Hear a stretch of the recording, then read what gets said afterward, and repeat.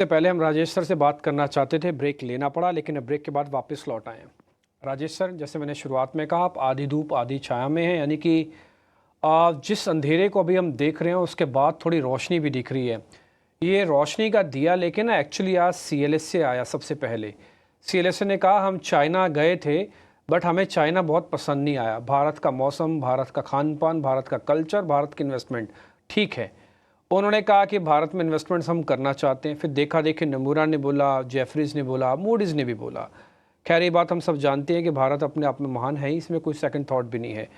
लेकिन सीएलएस से जिस मौके पर बोल रहा है उस मौके की नज़ाकत को समझते हुए हमें लग रहा है कि बहुत ज़रूरी बात बोली है उसने। अगर एफआईज किसी भी तरह से इंडिया में वापस लौट आते हैं, जो बेरुखी है, थोड़ी भी रुख में बदल जाए, यानी कि थोड़ी भी इन्वेस्टमेंट्स के तौर पर आ जाए, तो मार्केट के एक मेजर प्रॉब्लम का सोल्यूशन निकल के आ सकता है। राजेश सर, ये सीएलएसए का बयान कितनी इंपॉर्टेंस रखता है मार्केट के लिए इस जंक्शन पर, जो हम 200 दिनों के एवरेज पे खड़े हैं? गुड आफ्टरनून देवपे जी, और भी पैनल में जो मित्रगण हैं सबको नमस्कार। Afternoon sir. और ये जो धूप छांव की बात आपने करी, तो आपके शो के जवाब में आऊं उससे पहले मैं कहूंगा, कभी मुनाफा कभी नुकसान, कभी तेजी कभी मंदी, बाजार है ऐसा गांव, कभी धूप कभी छांव। तो एनीवेज, वाह, सीएलएसए बहुत का जो बढ़िया। बयान की बात आपने करी, वाकई वीकेंड पे वो जो आया रिपोर्ट और उसको पढ़ने के बाद जिस तरीका से एक्साइटमेंट बन गया था बाजार में उसे देखते हुए, तो ये तो पहली बार लगा था कि आज थोड़ा सा मार्केट ठीक ठाक रहेगा। और वैसे भी अगर आप देखो तो उतनी तेज गिरावट नहीं है जितनी पिछले कई दिनों से हम झेल रहे हैं। अगर आप पूरे बाजार को देखो तो 7 हफ्ते में 6 हफ्ते लॉस के साथ बंद हुआ था बाजार। इस वक्त हम ये समझते हैं कि ये बयान जो है एक बहुत अ, उपयुक्त समय पे आया है, कहना चाहूंगा, क्योंकि 1,44,000 के करीब एफआई ने अभी तक बिकवाली कर ली है, पिछले अगर अक्टूबर और नवंबर को मिला ले तो, जबकि नवंबर में अभी भी 8-10 दिन बाकी है। लेकिन सामने में हमें ये नहीं भूलना चाहिए कि 1,31,1,32,000 करोड़ के आसपास की डीआई ने बाइंग भी करी है, तो मार्केट को अच्छा खासा सपोर्ट डीआई ने दिया है। अब बाजार पे आते हैं तो बाजार, हमारा ये मानना है कि जब तक 24,350 के ऊपर, जो कि नियर टर्म का हडल है, उसके ऊपर बाजार नहीं जाता है, तब तक अ, कोई बहुत ज्यादा उम्मीद करना इस वक्त दिक्कत की बात है। फ्रेश रैली अगर ऊपर के साइड देखनी हो तो 25,300 के लेवल बहुत अहम है।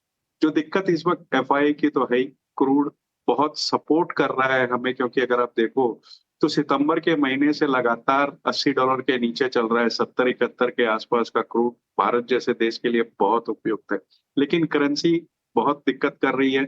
ऑलमोस्ट ऑल टाइम लो के आसपास पिछले हफ्ते ट्रेड करके आई।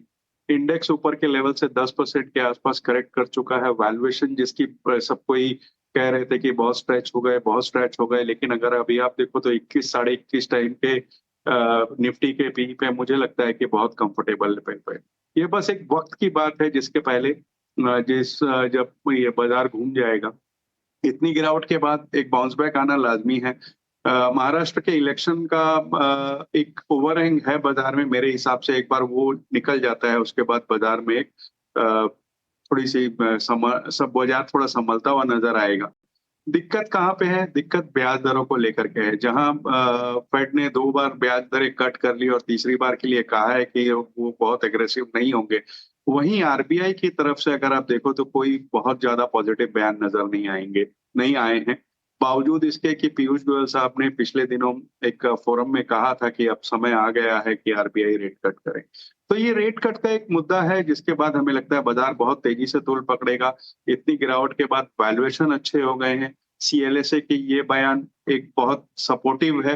मुझे लगता है कि जो अच्छी कंपनियां हैं, जहां कट देख चुके हैं 50-50%, 40-40% का ऊपर के लेवल से, वहां बिल्कुल कुछ अच्छी कंपनियों में निवेश करने के एक सही मौका है, अगर किसी को 6 से 9 महीने का समय होराइजन हो तो। निवेश करने का अच्छा मौका है अगर आप थोड़ी लंबी अवधि का नजरिया रखते हैं तो। लेकिन यह कि कंपनियां आपको बड़ी सोच समझ के चूज करनी होंगी बाजार में।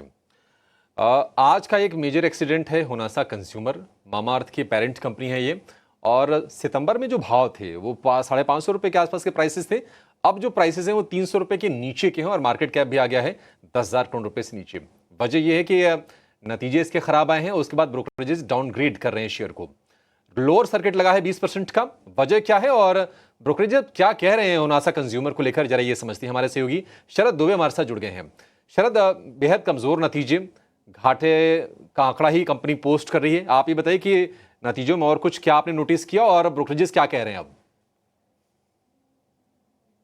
जी बिल्कुल, होनासा कंज्यूमर की बात करें तो यहाँ पे जो है बहुत चिंताजनक स्टेटमेंट्स कॉन कॉल में जो है कंपनी ने दिए और उन्होंने कहा है कि जो उनकी जो डिस्ट्रीब्यूशन मॉडल है उसी को चेंज करना चाहते हैं। बाज़ार में 1 साल में लिस्टिंग में आप अपनी बिजनेस मॉडल चेंज कर रहे हैं तो इस पे तो सवाल उठता ही है, एनालिस्ट कमेटी हो या जो है बाकी एनालिस्ट के बारे में भी कहें तो। ओवरऑल दूसरे तिमाही के नतीजे जो हैं लार्जली मिस किए हैं एस्टिमेट्स, लेकिन जो कॉन कॉल है यहाँ पे जो है देखने मिल रही है कि जो इन्वेंट्री करेक्शन हुआ है वो हायर देन एक्सपेक्टेड रहा है और आगे जाते हुए एक नई डिस्ट्रीब्यूशन मॉडल कंपनी ला रहे हैं। और ये जो चौथे तिमाही में प्रोजेक्ट नीव की इसको जो एग्जीक्यूशन देखने मिली थी। अगर हम आंकड़ों की बात करें तो याद रखिए जो IPO प्राइस है वो 330 रुपये प्रति शेयर था और 324 था और 330 पे लिस्टिंग था और अब जो है वो आंकड़ा के नीचे आ गया, प्राइस 300 रुपये के नीचे आ चुका है। तो वो एक चिंताजनक जो है सोच है। और गोल्डमैन सैक्स की बात करें तो उन्होंने डाउनग्रेड भी कर दिया कंपनी को न्यूट्रल से, पहले ये बाई था और टारगेट प्राइस भी देखिए तो बड़ा गिरावट आया है, यहाँ 570 से घटा के 375 कर दिए हैं। इसके अलावा जो रीसेट हुई है उसके कारण अर्निंग्स ट्रेजेक्टरी पे भी सवाल उठ रहे हैं। मैनेजमेंट ने भी कहा कि 4 या 5 स्ट्रैटेजिक एरियाज़ पे वो सोचेंगे। तो यहाँ पे जो है बाज़ार को समझ में नहीं आ रहा है कि इतना ज़्यादा बिजनेस मॉडल चेंज हो रही है, स्पेशली डीलर्स को लेके। जो इनके प्रोडक्ट्स है उसमें डीलर का बहुत इंपॉर्टेंट जो है इम्पैक्ट देखने मिलता है। तो इसके कारण भी जो है कन्फ्यूजन ज़रूर है और इसके अलावा जो है ग्रोथ ट्रैजेक्टरी की जो कोर मामाअर्थ ब्रांड है उस पर भी इम्पैक्ट पड़ सकता है। तो फ्यूचर पे सवाल उठता है और आप देख रहे बाज़ार जो है उसी तरह स्टॉक को अभी रिएक्शन दे रहा है। तो ब्रोकरेजेस की तरफ से डाउनग्रेड भी आ रहे हैं और अपने इशू प्राइस के नीचे 324 रुपये जैसे शरद बता रहे हैं, वो इशू प्राइस था उसके नीचे जाकर कारोबार कर रहा है। अच्छा, होनासा ही नहीं, होनासा के साथ साथ ओला इलेक्ट्रिक है वो अपने इशू प्राइस के नीचे है, क्रेडो ब्रांड्स है वो अपने इशू प्राइस के नीचे है। एक लंबी लिस्ट है। शरद, आप हमारे साथ बने रहिए, आपसे वो भी समझेंगे कि कौन कौन से IPOs आए थे और कहाँ पर निवेशकों को निराशा हाथ लगी है। लेकिन राजेश जी, अगेन आपसे सवाल हो गया ये होनासा को लेकर, इशू प्राइस के नीचे आ गया, काफ़ी ज़्यादा चर्चा हुई थी जब ये इसका IPO आ रहा था, वैल्यूएशंस को लेकर भी सवाल खड़े हुए थे कहीं ना कहीं। हालांकि रिकवरी हुई, फिर 550 रुपये के प्राइसेस भी निवेशकों ने देखे। आप जरा ये बताइए कि अभी भी जिसके पास हैं, अब खैर काफ़ी लोग तो मन महसूस कर अब रह गए होंगे, आप बताइए करना क्या है इसमें? देखिए, हमारी सेल कॉल है इसमें और बहुत पहले से नतीजे खराब आए थे। अगर आप देखो तो जो दिग्गज कंपनियां हैं FMCG में, उनमें वॉल्यूम ड्रॉप देखा गया, भले वो अर्बन हो या रूरल हो, दोनों तरफ से। तो होनासा जो एक नीश मार्केट को कैटर करती है, वहां वॉल्यूम ड्रॉप होना एक लाजमी बात थी। और रहा सा जो नतीजे आए वो एक्सपेक्टेशन से भी खराब आए। अब जैसे शरद बता रहे थे कि वो अपने बिजनेस मॉडल को चेंज करने की बात कर रहे हैं, तो ये एक चिंता की बात है एनालिस्ट कम्युनिटी के लिए, खास करके कि आगे आने वाले बिजनेस मॉडल में वो क्या करेंगे, किस तरीके से क्या आएगा, कुछ कहना इस वक्त मुहाल है। इन्वेंट्री लेवल्स बहुत हाई है। मुझे नहीं लगता कि इसमें कुछ अभी शॉर्ट टर्म या मीडियम टर्म में कुछ बहुत बड़ा अपसाइड बचा है। आज जिस तरीके के 20% गिरा है, हो सकता है कि 1-2 दिन में थोड़ा बहुत बाउंस बैक देखने को मिले, लेकिन मैं तो यही कहूंगा कि किसी के पास है तो एक बार निकल जाना चाहिए। ठीक है, जिसके पास है वो निकल जाएं अभी भी। यहाँ से और गिरावट का शिकार हो सकता है क्योंकि इनकी जो प्रमुख जो ब्रांड है ना मामा अर्थ, उसकी ग्रोथ को लेकर भी सवाल खड़े हो रहे हैं कहीं ना कहीं। इस पर एक बार आपकी राय जानना चाहूंगी। आज हम अच्छी खासी मजबूती देख रहे हैं, लेकिन बाजार के डाउनफॉल में रियल एस्टेट स्पेस में भी हमने देखा था कि डेंट पड़ता हुआ नजर आया था। अब ये अपसाइकिल वाली जो स्टोरी है रियल एस्टेट के लिए, क्या ये दूर नजर आती है या अब भी रियल एस्टेट स्पेस है जहां पर मोमेंटम और स्ट्रेंथ जो है ऑन लॉन्गर टर्म बेसिस कायम ही रहेगी? देखिए, लॉन्गर टर्म बेसिस कायम रहेगी, ये बात अपनी जगह तय है, बट शॉर्ट टर्म में हमें कोई बहुत ज्यादा अपॉर्चुनिटी नजर नहीं आ रही, क्योंकि अगर आप पिछले कुछ महीनों में देखो तो अच्छी खासी तेजी इन स्टॉक्स में बन गई है। कई बातें थी, अच्छी मोमेंटम में थे पूरे सेक्टर ही। दूसरे अगर आप देखो तो इन्वेंट्री लेवल कम हो रहे थे, जो नए प्रोजेक्ट्स भले वो कितने भी महंगे हो, हाथों हाथ लिए जा रहे थे। ऐसी कुछ खबरें निकल कर आई थी कि घंटे 2 घंटे में सारे प्रोजेक्ट, सारा इन्वेंट्री बिक गया। तो ऐसी बहुत सी बातें थी जहां एक ग्रोथ नजर आई थी। बट मुझे लगता है कि जो भी पॉजिटिव्स था इस वक्त वैल्यूएशंस पे पूरी प्राइस पे डिस्काउंटेड है। एक ट्रिगर इसमें हो सकता है कि जैसे ही आरबीआई रेट कट वगैरह अनाउंस करेगा, अब ये कहना मुहाल है कि वो दिसंबर में करेंगे कि आने वाले में करेंगे, बट जब भी करेंगे वहाँ एक अच्छी अपसाइड हो सकती है। लेकिन मध्यम से लंबी अवधि में कुछ अच्छे स्टॉक्स हैं जैसे कि गोदरेज प्रॉपर्टीज हो या डीएलएफ हो, इन सारी पैक में हमें जो सबसे अच्छा स्टॉक लग रहा है वो आदित्य बिरला रियल एस्टेट्स का है, जो कि पहले सेंचुरी टेक्सटाइल के नाम से जाना जाता था। अच्छे प्रोजेक्ट्स हैं उसमें। पहले वो सिर्फ बॉम्बे में वर्ली वाले प्रोजेक्ट बना रहे थे, अब वो दूसरे शहरों में भी जा रहे हैं, प्रीमियम प्रोजेक्ट्स बना रहे हैं। और मुझे लगता है जिस तरीके की रफ्तार दूसरे स्टॉक्स ने पकड़ी, इस स्टॉक ने नहीं पकड़ी, क्योंकि इसका नाम सेंचुरी टेक्सटाइल था जो लोगों को भ्रमित कर रहा था। एक्चुअली में इनके जो 100% सब्सिडियरी बिरला एस्टेट्स है, उसमें बहुत अच्छे प्रोजेक्ट्स हैं और बहुत अच्छी वैल्यू है। तो मुझे लगता है इस वक्त कोई को खरीदारी करनी हो तो आदित्य बिरला रियल एस्टेट एक बहुत अच्छा स्टॉक हो सकता है। जानना चाहेंगे, देखिए मेटल को लेकर अक्सर ही चर्चा होती है, तो कहा जाता है कि नहीं ट्रेडिंग बेट्स ही हैं, मतलब सिक्लिकल होते हैं, तो आप ज़्यादा लंबी अवधि का ना सोचें। आज की जो तेज़ी है उसको देखकर क्या लोगों को उत्साहित होना चाहिए, या फिर जो ट्रेडर हो बस वो अपॉर्चुनिटी देखें, पैसे कमाएं और बाहर निकल जाएं?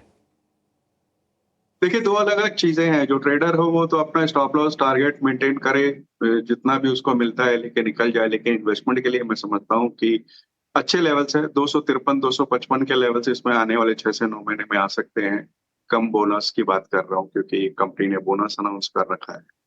नतीजे एक्सपेक्टेशन से बेहतर आए थे, वॉल्यूम्स में थोड़ी बहुत ड्रॉप देखी गई थी, जबकि एक्सपेक्टेशन बहुत ज़्यादा ड्रॉप की थी। लेकिन जिस तरीके से स्टील में देश में ग्रोथ हो रही है आने वाले दिनों में, मुझे लगता है कि आयरन ओर की डिमांड बढ़ती हुई नज़र आएगी। एनएमडीसी चूँकि एक अग्रणी कंपनी है, यहाँ एक अच्छा नंबर्स देखने को मिलेगा। बैलेंस शीट बहुत स्ट्रॉन्ग है कंपनी की, डिविडेंड अच्छा देती है। तो मध्यम से लंबी अवधि वाले जो निवेशक हैं, उनके लिए एक अपॉर्च्युनिटी है एनएमडीसी जैसी कंपनियों में निवेश करने के लिए। डीसी का ही नाम लिया राजेश ने भी। अच्छा श्रीकांत जी, मणप्पुरम